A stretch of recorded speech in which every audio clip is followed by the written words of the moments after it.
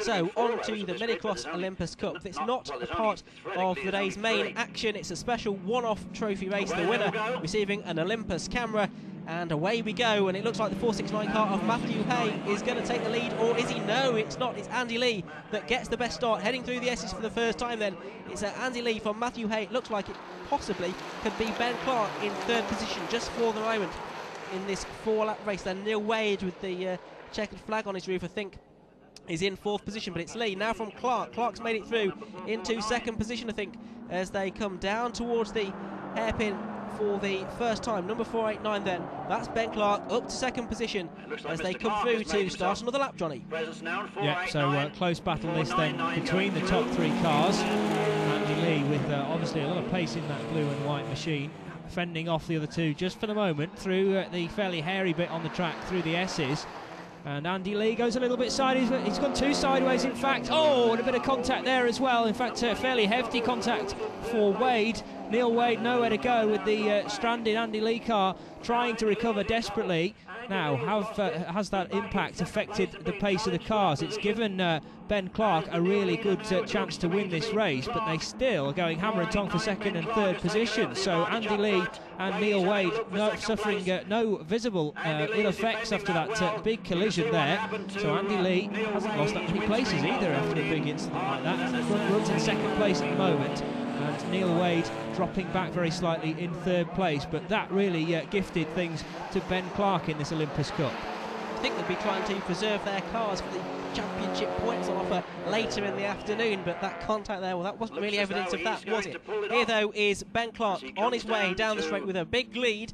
It was rather gifted, this advantage, after those two cars got together. Now there's a bit more of a gap between them as well. It's Andy Lee just getting away from Neil Wade, who I think has possibly hampered vision there. Ben Clark, though, takes the checkered flag and the Olympus camera. In second place, it's Andy Lee. Neil Wade crosses the line in third place. Time now for a special race this weekend for the stock hatch category. This has nothing to do with the championship itself. It's a Silverstone Tyres Cup race, eligible for the first 10 cars to enter into this weekend's races. We go on board with Steve Heppenstall from the line, and he gets a good start, already getting rid of Neil Maynard and moving into fifth position. So a good start from him, but the leader at the moment is Ian Horn in the 660 car, just ahead of Kenny Hall in his yellow Peugeot 205. And the similarly mounted Ash Simpson just behind him in 616. Then we've got David Ewan in fourth position, and this man in fifth place, Steve Heppenstall, going down the back straight, this long tarmac strip then. And again, David Ewan is leaving the door open. He has a tendency to do this at the end of the long strip and might concede the place there to Heppenstall. We'll find out in a moment as the two Peugeot 205s go side by side for second and third. Can Ash Simpson hold on around the outside of Kenny Hall? He can't quite, and Kenny Hall hangs on to second place for the moment, but Ash Simpson making his intentions felt there on second place man. This all is allowing Ian Hall to open up a slight gap at the head of the field. Still Steve Heppenstall then is our onboard camera for this race, and he has gained a place on David Ewan, sits now in fourth position. Yes, the three Peugeot 205s all together now at the top of the group. It's Kenny Hall in second place. It's the white car of Ash Simpson. In third place, it's Steve Heppenstall. Or third of that group, Ian Horn, of course, is well clear. And now through on the inside there goes the 616 car of Ash Simpson. The car sideways. It's 759 Steve Heppenstall that makes it through into third position as a result of all that. Kenny Hall was second going on to the back straight. He came off it in fourth position, so he was the real loser there.